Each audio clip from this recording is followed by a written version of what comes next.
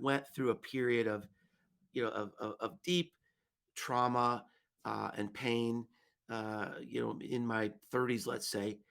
And um, now, when you process it, when you meet other people who are going through something similar, I mean, you've felt those deep emotions, and I wouldn't wish it on anybody. But now that I've gone through it, I can kind of have this empathy and look them in the eye and say, "Boy, I've been there, right there with you." Hey, Nick Nanton here, and thanks for tuning in to Now to Next. I want to make sure you don't miss a single episode of this show on YouTube. So before we continue, be sure to subscribe to our channel and ring the bell to get notified about our latest videos. You have the option to be notified for occasional videos or all of them. If you're on your phone, just go into your settings and switch on notifications. Thanks for watching. Hey everyone, Nick Nanton back here with a great guest on Now to Next. I love conversations with this gentleman. You can already see him on the screen, so I can't hide who he is. Mark, what's going on, man? Mark Schaefer, how are you? Oh, I'm great, and Nick, you're just one of my favorites, and I just couldn't wait to get back and connect with you and see you. Well, thank you. I'm excited to have this conversation today. Just so everyone knows, Mark has a new book. It's available right now, pre-launch on Kindle, coming out actually January 9th. And I cannot wait to talk about this entire concept, this book, and we'll get into that in just a second. Let me read Mark's bio. As those of you know who listen to this later, it is not linear, but it's helpful in this context to get into it. So Mark Schaefer is a globally recognized keynote speaker, educator, marketing consultant, and author. His blog, Grow, is considered one of the top marketing blogs in the world. Mark has worked in global sales, PR, and marketing positions for more than 30 years and provides consulting services as executive director of Schaefer Marketing Solutions.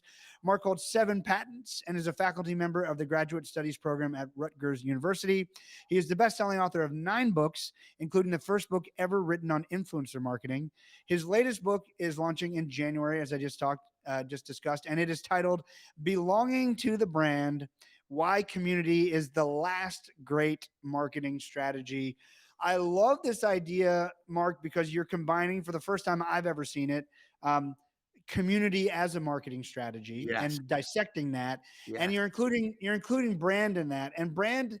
Um, all of these topics on their own, marketing, branding, and community, can be very confusing topics. I mean, you could get a PhD on any of these and still be confused about it. So, um, let's start from my context is that I always explain to people that, don't get confused by a brand. A brand is simply a story, and branding is just storytelling. A yes. great brand is a story others want to tell for you. That's how I describe it to think it through. That is fantastic. Well, I like you take and use it. What I've started talking about too is a relationship is nothing more than a human connection that has a story tied to it.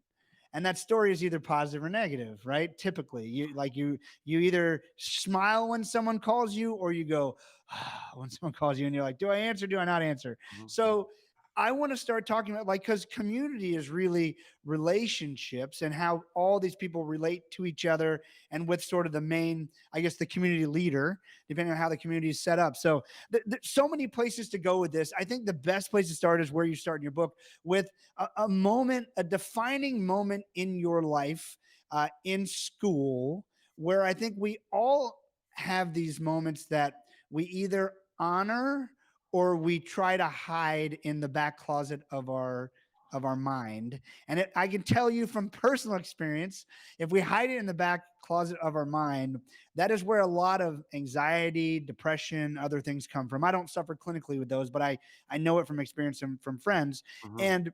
And these things cause us trauma. And if we do not honor our past, we can never achieve our full future. So let's talk for a second about a moment you're willing to talk about that was clearly a defining moment for you, that you none of us typically want these defining moments to be be a defining moment, but it's what we do with them. So share that story with us, Mark.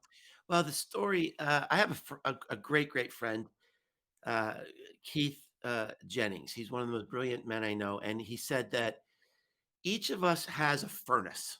And the furnace is created by something that happened in our past that's burning inside us. Now, I think that's the productive use of those stories from our Yes. past, right? Yes, that's true. And, I have a couple furnaces. And one of them was I moved to a new school, moved to a new state in America. And I guess the short part of the story is I was attacked by a bully and escaped a molestation situation. And as I was escaping, the bully said he would kill me if I told anybody. I was 12 years old. And so for the next, year, 2 years of my life, I was a ghost. I was just a shadow person and was traumatized and just avoided everything because this guy might be there. Uh, and he always had these threatening stares. And then, I moved to another school and I started all over again and I was just so lonely. And in the first semester of my freshman year of high school, I don't think I had one meaningful conversation with anybody. And then this sort of miraculous thing happened um, out of sheer desperation. And I still don't really have an explanation of how I had the courage to do this. I tried out for the school play. I'd never really done anything like that before. And in the second part of high school, I got the lead as a freshman in the senior musical. And all of a sudden, I had a tribe. I had a community. I had friends. I had people who were mentoring me, people who were cheering for me, and girls were flirting with me. And I've always been haunted by this question. Um, what would have happened to me if I hadn't made that play? Because I was heading in the wrong direction. I was heading, these are the formative years. The research shows a lot of the things we experience in our early years, show up as we are as adults. And after I joined this group, I was like unleashed. I became a leader. I was the president of the National Honor Society. I was involved in sports. I was involved in student government. I won all these awards. I won all these scholarships. And it's never I've never been able to get it out of my mind. Um, Number one, what would have happened to me? Would I be here with you? Would I have written this book? And number two, and this was a big incentive for me about writing this book. The world is just whacked out right now. And there was this headline in the New York Times, the loneliest generation, talking about Gen Z. And it just breaks my heart about all these things that are going on, the pandemic, more time spent online, which in many ways is empty social calories. And so I point to three megatrends coming together that point to community as something we have to take seriously as businesses, but can also be important as a way to pivot our marketing. Number one is this idea that mental health is a big deal right now. We've never had more people who are more lonely, more isolated, more depressed, and they're longing to belong. Number two, so much technology these days is enabling us to connect in new ways. We hear all these confusing things about Web3 and the metaverse and NFTs. Well, guess what? When you cut through all the hype, it's ways to belong. You and I have a mutual friend, John Briggs. He's created an amazing new community. He's in my new book based only on NFTs. He says it's the fastest growing community he's ever seen. Then the third, and this is something I've been writing about for a long time, our traditional ways of marketing just don't work anymore, right? I mean, who sees ads anymore? I watch more TV than I've ever watched in my life. I never see ads because it's streaming and I listen to more music than I've ever listened in my life, but it's on Spotify, and I don't hear Right. ads. So businesses have got to find another way to break through, and my view is community is not really being seen through the lens of brand marketing, if they're doing it at all, and it's the greatest untapped opportunity probably in the history of marketing. Yeah, that's really interesting. A couple things you said there, like Spotify, for instance. Like, there's like they have all the data they could ever want to know about me ever, yet they have not put me into a community of any kind to discuss my esoteric music tastes, right, or whatever it is. So that's actually really interesting. Number two, what just so I know, so I understand you better, Mark, what are you listening to these days? Like, what's on your Spotify playlist? Well, let me go back to you with 2 comments. Spotify is actually in the book, and you bring up a really interesting point because it makes so much sense. Why wouldn't they, um, put us into a group? But what makes Spotify so, interesting and so unusual, their special sauce, really is the human component. They've got a community called rock stars, and they're the ones who are curating a lot of these Right. lists. So Yep. anyway, uh, I kind of when I got when I got my end of the year Spotify, highlights, Yep. it said I listened to like 72 genres. I didn't even know there were 72 Yeah. genres. Yep. Uh, I listened to 72 genres. There's probably lots of little micro genres. Um, I do have very eclectic tastes. I sort of I sort of waver between, I don't know, for lack of something better, kind of indie kind of rock to Yep. jazz. I listen to a lot of jazz. I'm sort of in a jazz period right now, Okay. Cool. and one of my favorite artists is Pat Metheny. Uh, Okay. a famous collaborator with Sure. him died recently, Lyle Mays, and so it Yeah. kind of stoked my interest in Pat Metheny again. And I'm reading a book over the holidays about his teenage years that helped him become one of the most influential guitarists ever.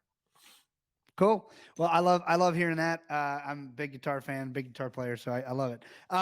One of the things I want to stop and talk about. The coolest thing about this now, people watching this or listening to this are gonna, you know, they're gonna separate themselves from you and or me. By the way, in many cases, because they may not have written a book, they may not have ever hosted a podcast or been a podcast guest, and I always want to bridge these gaps. And one of the things I think is so amazing about what you have done here is that you took the time to honor a story that many in their life would have just been like, oh, that's not a big deal. I actually didn't get molested, or no one died, or I didn't like it's like there's this military guilt I talk about all the time where someone who didn't get deployed is like really feels uneasy about when you tell them thank you for their service because they didn't get deployed, and someone who deployed and never went outside the wire and saw gunfire, they're like, no, no, I never saw gunfire. And the one who didn't get shot, it's like, no, no, no, he got shot, I didn't. And the one who got shot, it's like, oh, I didn't die, that guy died, I didn't. So Yeah. like, there's just like we're never quite good enough in the levels we set and these ideals that we set. And so one of the things I think is really important for people to understand is you need to process through this stuff because it's not what actually happened in a lot of cases. Now, that's I don't want that to be a call of danger, make up what happened, because that's not what I'm saying. That's dangerous. But it's not the cut and dry of what happened. It's how you emotionally process what happened. And what happened to you clearly was traumatic enough for you to go into a shell for 2 years, right? And something way less than that might have set someone else off, and something way more than that might set someone else off. So I just really want to take the moment to just tell people who are listening, if there's something that is bothering you from your past, but you don't feel like it's significant enough or you're significant enough, Don't do that to yourself. Deal with it however you need to. Get some therapy, start talking out with a good friend, start talking out with someone who loves you. My very good friend who you need to talk to if you haven't anyway, Mark, is Dr. Ned Hallowell. Ned is the top ADHD psychiatrist in the world. He's a Harvard trained guy. He talks about vitamin C, vitamin connect, and it's what we need more of in our lives. And what he says is when you stew and brood on something, it's worry. The moment you start discussing it with someone, it becomes problem solving. It becomes a totally different side of it than just worry and concern. It can become a positive experience when you share it with those who would help you process it, and not commandeer the conversation, right? Right. And I couldn't agree more. And what I've found as I process the dark places in my life, it can not only be productive, it can be a superpower. So let me just give you an example. I went through a period of of deep trauma and pain, in my 30s, let's say. And um, now, when you process it, when you meet other people who are going through something similar, I mean, you've felt those deep emotions, and I wouldn't wish it on anybody. But now that I've gone through it, I can kind of have this empathy and look them in the eye and say, "Boy, I've been there, right there with you. Let me just listen to you and let me just be here for you." So it can be a new cape for us to display. And I think already, you mentioned that the Kindle book has just come out. Already, you would not believe the messages I'm getting just by sharing that story. And people are saying, "Wow, this story tipped something off for me, that something happened to me in those days, and I really haven't processed it." So maybe that'll be a positive that comes out of the book. Look, if that's all that happened, you would change millions of lives, if just by the nature of how many people are touched by each human on this earth.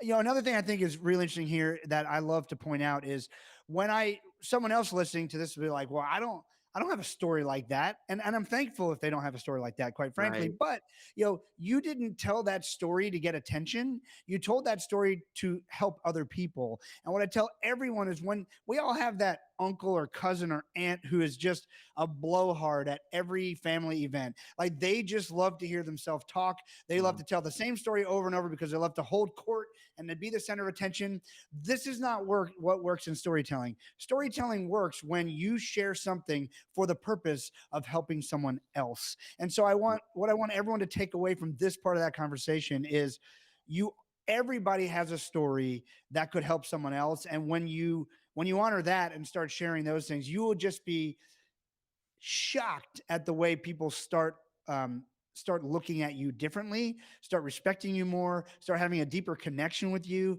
and start valuing you more. So, but it really is all about that story being for their own good, not your own good. Now, you got to process it yourself first for your Mhm. own good, but then once you share it beyond that, it really needs to be for the purpose of helping someone else deal with some similar situation in their own life. Yeah. And for me, Nick, I mean, I grew up in a very stoic family, right? Where, big boys don't cry, you don't show your emotions, you don't talk about these things. So it's been a process for me to learn even how to talk about it. Yeah. And for me, the purpose of sort of putting that into this narrative is to establish a connection with my reader to say, look, I've lived through this, and this is kind of one of the reasons why I'm writing this book, because it's such a problem in the world right now. I mean, I think this whole idea of mental health is going to be a mega trend for at least the next decade. Well, yeah. Well, I think very importantly, we finally started paying attention to it, right? And so I think you could argue that it should hopefully be a much bigger part of all of our lives forever because now we've identified it and we can talk about it. In the context of the book, hopefully that alone helps a lot of people. And thank you for sharing that story. Going in, you've really divided the book into three sections. The first section being how community is the last great marketing strategy. Let's talk about that. Let's talk about it from a business perspective. How is community the last great marketing Yeah, strategy? it's kind of a bold statement. I love it. Well, the where I'm coming from on that is there's a story in the beginning of that section that talks about I went back to my childhood home of Pittsburgh, Pennsylvania, and there's a store there that's been there since 1903. My grandfather used to shop there, and you walk into the store, it still has the same old wood floors, and all the signs are handwritten, and they've got a glass case that's like 30 feet long that has 400 different kinds of cheese.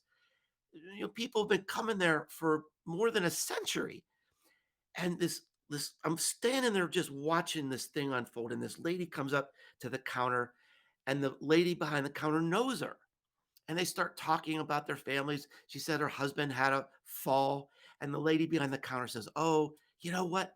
I We just got in his favorite. Let me wrap up a little special, something special for him."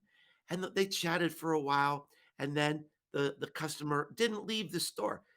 She saw some friends over at a table, and they went over and they started laughing. And I felt this deep sense of sadness that I've never had a shopping experience like that. Yeah. I've never walked in a store that knows me and knows my family and my kids and knows my name, and I see my friends, and it's not just shopping, it's like an experience, and I'm just one generation away from that. And I live in a world where I despise shopping. It gives me anxiety.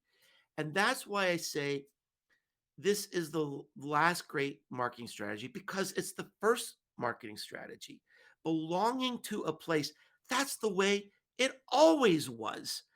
You shopped at a place because you went there for your meat, and you went there for your tailoring, and you went there for your vegetables, because those are the people in your community that does that. They know it, and you belong to that place, and that's where the emotion is. That's the only marketing that you need.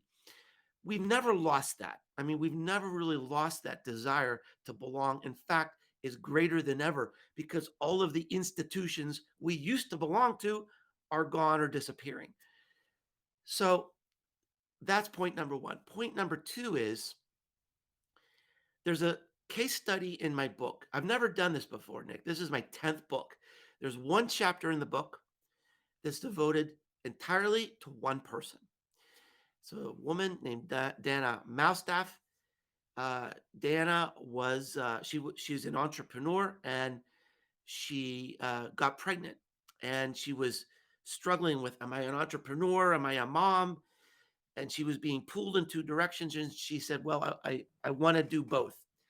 She created a community called Boss Mom to nurture people and support people going through the same thing.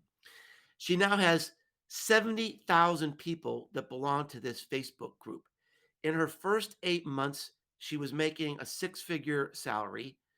Her business has doubled every year, and she has no sales department, no marketing department, no advertising budget at all.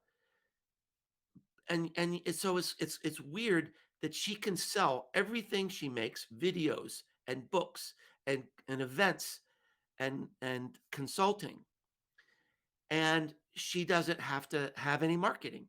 So this is like the greatest marketing of all. If you have a community, you don't need SEO. You don't need branded content.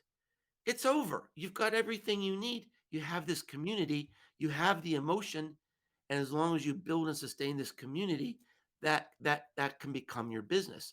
There's examples, there's brand new case studies in this book about businesses that moved to community, and the community actually became the business. Makes complete sense. And it's, that's quite frankly, that's how I fund all my documentaries. It's through my community. They want to help me tell someone else's story, share someone else's story. And the only reason I'm able to do that is because it's a community of relationships I built over time that are, I've helped them and they're willing to Yeah. help me back. So that makes, I love hearing it that way. Um, the second part, well, first of all, too, I think it's really important that we, like, even if you didn't look at it this way in the past, um, the listener, we all as kids, probably teenagers is probably where it's probably easiest. You probably have the most vivid memories of buying a certain brand of t-shirt or jacket or shoes because you wanted to be seen as part of a community, because everyone in that community, whether it's the kids in drama or the band or the jocks or the, like, whatever, right? Like, what did they wear? What did that community look like? And then secondarily, we've been doing it forever too, just by we talked about earlier, identifying with music. I mean, music is a huge part of people's community identity. Particularly, I think in those formative years, a lot of people use it to find their lane. Section two, you start talking about the art and science of community. Um, Tell us about this. Like, what is the art and what is the science, and how do we start looking at building our own communities? This is I love this part of the book because it talks about how working with a community is so different than what we normally think of in terms of leadership or even marketing management. It's about giving up command and control. Um, One of the ideas in that section, in terms of the art part of it, is an example about the importance of status. Now, status is kind of a taboo topic in business. We don't want to brag. We don't, want to demonstrate hubris. But in status is like part of the engine of community. People join because they want to be recognized. They want to be acknowledged. In my own community, I'm an experienced leader, but the two main functions in my community for me is number one, sort of uh, work on the culture, keep the culture sort of intact, a generous, friendly, ethical community, number one. And number two, dispense status. Those are the two most important parts of my job in my community. That's a new way to think if you're working in brand marketing as a company. Uh, Yeah, wow. There's yeah. there's a there's a lot to unpack there. I Oh, think there's oh, the, that it's just yeah, it turns management upside down. for good reason, by the way, which I love that. So part of the thing that I think is really fascinating there is, when you start talking about status. I I like talking from the point of view of, like, sure, with humility and everything else, like, nobody wants to talk about it, but, like, if you do the right things for people and you treat them correctly, and one of my mentors, Dan Sullivan, says if you want to build a big business, you got to do three things: show up on time, do what you say you're going to do, and say please and thank you. So, like, if you do those things, you'll have more business than you can handle. Like, you really will. And when you do that thing for, if it's a car detailing business, right? You will have status with your top clients because you take such good care of them that they always get compliments on how clean their car is, and they cannot wait to Yeah, introduce their best friend to their secret weapon, yeah, which is you. And you yeah, have that, like, status is everything. Like, status yeah. is magnetism. It And is. you don't get it by bragging. You Yeah, get status by doing. You get status by showing, improving. And so I think if we look at it from the point of view of what it really is, as opposed to false status or, whatever, just self-aggrandizement, that isn't true status. I mean, to me, true status is like my friend Dr. Nito Cobain. He always talks about leading a life of success and significance. To me, mm, status is significance. If you yeah, are significant enough in my world that I think you need to know somebody else, I mm, can't wait to give you yeah, that introduction. But you would not have that if you didn't hold status with me, where I believed you were going to follow through, and that I believe you had ethics. I believe that you were intentional, all of these things. So yeah, let's remove the BS from that word and use it for yeah. what it really is. That's Well, beautifully said. And one of the things I think you'll like when you get to explore that chapter a little bit more is there's studies in there that show that Status not only is important for our psychological health, it actually impacts our physical health. I mean, it's just I learned so much just writing this book. Writing a book is almost like getting another master's degree. Well, they say we And write the book we need to read, right? I mean, yeah, that's how it oh, works. yeah, yeah. I guess I did. Hey, it's part of the journey. That's why you do it, because Yeah, you go, oh, I want to teach this, but I need to learn more about it in order to yeah, teach it effectively, right? yeah, Um, that's yeah, that's great stuff. The so all right, so now that we've sort of flipped this thing on its head, as opposed to um old school business, for the most part, it's hard to generalize anything, would be essentially, um, let me lead you and tell you what you need to do, which there's an element of that in leadership, but it sounds to me like there's a second layer here in community where it's, and I'm also going to listen to you and yeah. see what it is that you say you need, and make sure that I'm taking care of what it is you actually need. Well, from a brand perspective, think of the power of that. Um, one of the trends I talk about in the book, especially with young people today, they're hiding out. They're not spending their time on Facebook or Twitter or places that we can see with these social listening platforms. They're spending their time in Discord and on Fortnite and in in the someplace in the metaverse. And they don't want to be seen. They don't want their information to be captured. But if they're in a community, then we can hear from them firsthand. This idea of firsthand information, first party information that we're not getting from a marketing perspective from cookies anymore. Co creation, collaboration, innovation, advocacy. These are all powerful things that can come from community that, frankly, are being overlooked. 70% of the brand communities today are focused on one thing: customer self service, like a tech support thing. Oh, you got a software problem? Go visit our community. Try to figure it out. That's fine. The companies love it because it keeps the accountants happy. They can sort Right. of look at cost avoidance, see how much they're saving. And one of the radical views in the book is like, look at this in terms of building emotional connection and brand value, which means you don't really measure it necessarily in those quantitative terms. Yeah, and one thing I love that you say, a brand community exists to serve the people, not the business, and Yeah. that's a different way of looking at things than a typical CFO would say. A good CFO would say, "All right, test it and show me the ROI on it." But a typical response would be like, "No, no, no. Everything we need to do." Everything we do needs to serve the business in order to drive maximum ROI. How does this work? How do you build a community that serves the people, not the business, but makes business sense? Well, that is the most important question. It really is, Nick, because and that's where businesses fail. All most communities fail because the purpose of the community is to sell stuff, and that's not what people want. They want to. You have to think of what's the intersection between you and your community where you can get together and people want to go there. For you, it's storytelling and making these stories come alive. That's exciting. Probably, people probably like live through your storytelling and your adventures. My community is devoted toward uh, learning about the future of marketing together. So, at the a great example that I think everybody can relate to is Harley Davidson. They've got a huge community, Hog, right? Harley Owners Group. They go on rides together, festivals. 700,000 people show up at Sturgis, South Dakota every year because they're of this huge community.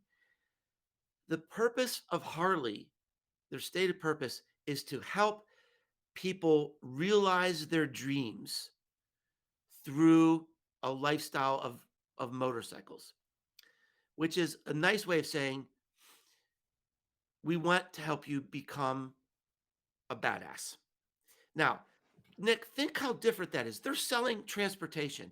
Think how different that is from your car dealership saying, "We're going crazy. It's our President's Day sale. $2,000 off now." Right. Harley will never do that. Right. They don't need SEO. They don't need crazy ads. They don't need coupons and discounts because they've got this emotion of community. Now, and there's no reason that a car dealership couldn't create that same thing. They're stuck in this rut. Eventually, they're gonna go away because nobody wants that stuff. So it's this idea of the intersection. Yeah, I want to be a badass. Okay, we want to make you a badass. That's community. Done and done. I am very quickly becoming a part of the Big Green Egg community. I bought one like 9 months ago, and I'm in love with just the fun of cooking with open fire and baking and smoking and like, and I was very intimidated by it, by the way, because I had never done any of that really before, and thankfully there are tools now like, well, this is funny. So when people tell me they don't know, and by the way, guilty of all of these things myself, so I'm not just throwing other people, but like, we all think like, oh, if I were going to start a YouTube channel to share things with somebody, like, I'm not that much of an expert. I wouldn't even know where to start. Why would people tune in? The first thing I googled when I got a big green egg is how to light a big green egg. Like, literally step one, if you want to cook a freaking thing on the big green egg, you gotta be able to light it. But Yeah, like, none of us think that people are looking for step one in anything. Like, we yeah, just, because we know it's not exciting. Like, how would yeah, any idiot not know how to light a big green egg? Well, I can assure you, this idiot did not know how. yeah, So I just want to encourage people. It's okay to start at square one. Not everyone yeah. will start with you. And Other people might start on a different I journey. guarantee you, there's a big green egg community out there.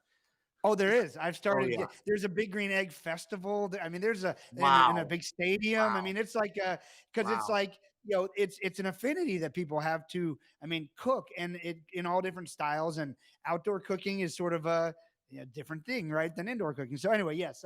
So just, and a reminder for people: start with step one. People will join you on the journey as far as you want to go. They might not all go back to step one, but never feel bad about starting at step one, because there's always some idiot like me looking where to start at step one. Yeah. We got an interesting question from my friend Chris, who's listening live. I've Yeah. got a great story and an answer to this, but let's ask the question. He's asking, can community be implemented successfully into a nonprofit type organization? The answer is a resounding yes. Uh, Resounding. Yeah. talk about your experiences there, Mark, Yeah. and I'll I share mean, one after. and one of the things I work really hard to do is in this new book, I have really diverse case studies. I try to put in something for everybody: big business, small business, international, B2B, B2C, and nonprofit. So it's a great case study by featuring a person, Alice Ferris, and she specializes in helping nonprofits with fundraising. And she laments in the book that fundraising for nonprofits used to be, hey, donate now and we'll give you this mug Right. or our DVD set of Dolly Parton's greatest hits. And she said, we're not really serving the nonprofit, we're like selling mugs. And so she started creating community experiences. So and then the people that you're reaching out to, they're actually getting to see you and know you face to face.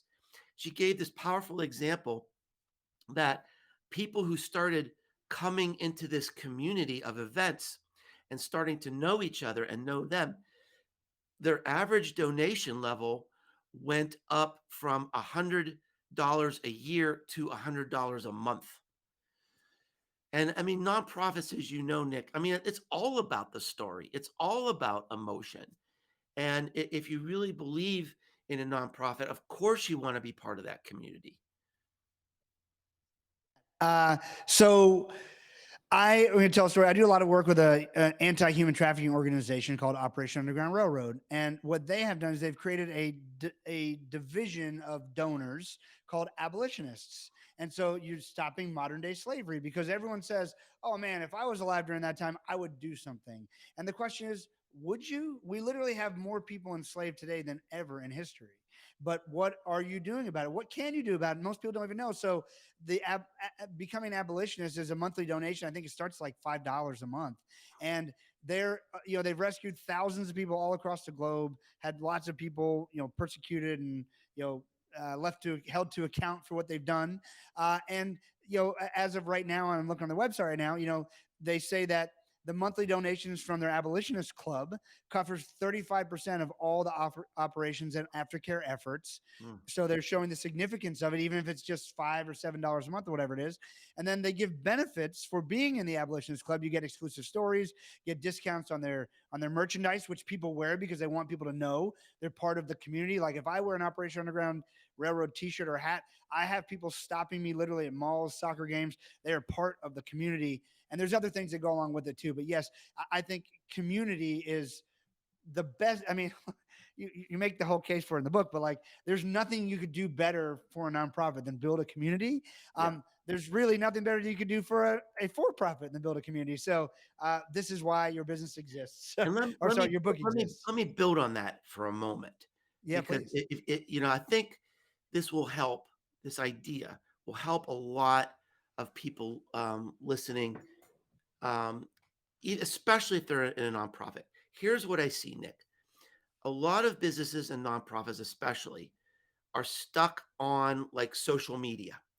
So social media is cool because you can connect to people who might not have ever heard of you before, but it's not really a strong relational link. You're putting content into the world. It's like throwing a message in a bottle in the ocean. You don't know if people are seeing it or not. The second stage is sort of like what you're doing. You create a streaming show, a podcast, you create films. Now you're creating content people can buy into. That's a stronger emotional connection, but in a way, it's still it's an audience. It's a cult of personality. So if you would go away, a lot of your shows would go away. Now, community is the third and highest level. In community, you have people who not just care for you, but they care for each other. They start creating, collaborating with each other. They can help you build and help you grow and come up with new ideas. And that is the strongest emotional connection. Marketing and branding is about establishing that emotion, uh, with your fans, with your customers. So that's the strongest opportunity that we have. Couldn't agree more. All right. Since we don't have hours to discuss this, which I wish we did, we're coming to the end of our time here together. Section 3, the next community, where community will go in the future. Share some insight from that. And by the way, just to remind everybody, this is all from Mark's new book that is available on Kindle now, coming out January 9th. To the hardcover, I imagine, and softcover world as well. The title is Belonging to the Brand: Why Community is the Last Great Marketing Strategy. Make sure you pick up a copy of that book. Let's support Mark as our community does. Mark, tell us the answer to the big question of where's it going next so we know where to look and what to do. Well, two big things, and we sort of already kind of hinted at both of those. Number one is today most communities, it might be a Facebook group or a Slack channel or a LinkedIn group or a Twitter chat or something like that. There's going to be just massive opportunities for community through Web3, tokenized economies, NFTs, metaverse. Even artificial intelligence is going to have a role in building communities in the future. So there's a chapter dedicated to just getting people to start thinking about how the world is starting to enable new types of community through technology. Now, so there's a technological component. There's also a sociological component. We also hinted at this, and it is this: young people today are not joining communities in what we would characterize as normal ways. They're hiding out in digital campfires all over the web. And so this presents a special challenge for brands. How do we find those people? How do we connect with those people? And I mean, this is going to be a massive challenge for business and marketers going forward. So those are really the two big factors They're going to be forging new types of communities in the future. And then the last chapter in the book is sort of ties a ribbon on the book. I started chapter one with this story of how I was a lonely kid, and I end the book with a story about my own community and how this has just reignited me and re-energized me, and has connected me to friends all over the world. So it's kind of a nice emotional crescendo to the book. I love it. Well, Mark, always love speaking with you, man. It always goes places I don't expect, and that's why I love it. I love the work that you do and how much heart you put into it. I really encourage everybody here to connect with Mark online, Mark Schaefer, and check out the book "Belonging to the Brand: Why Community is the Last Great Marketing Strategy." I couldn't agree more with everything we discussed here. And as I study the book further, I'm sure there's more I'm going to learn. Mark, anything, anywhere you want people to go, anything you want to do, particularly other than just check out the book? Well, you can find everything about me at Businesses Grow. It's hard to remember Schaefer because there's so many ways to spell it. Right. Um, but Businesses Grow. My blog is there, my podcast, my social media connections. I follow everybody back on LinkedIn and Twitter. And if there is still a Twitter, that remains to be seen. That's a discussion for another show, Nick. Yes, it Uh, is. and you can find my books there. My all this is my 10th book. You can find them all on my website. And thanks so much, Nick. It's just been great seeing you again. I appreciate you and your great work. My pleasure, man. Thanks for coming on, and we'll see you all next time. Thanks for tuning in to Now to Next. Take care. Hey, Nick Nanton here, and thanks for tuning in to Now to Next. I want to make sure you don't miss a single episode of this show on YouTube, so be sure to subscribe to our channel and ring the bell to get notified about our latest videos. You have the option to be notified for occasional videos or all of them. If you're on your phone, just go into your settings and switch on notifications. Thanks for watching.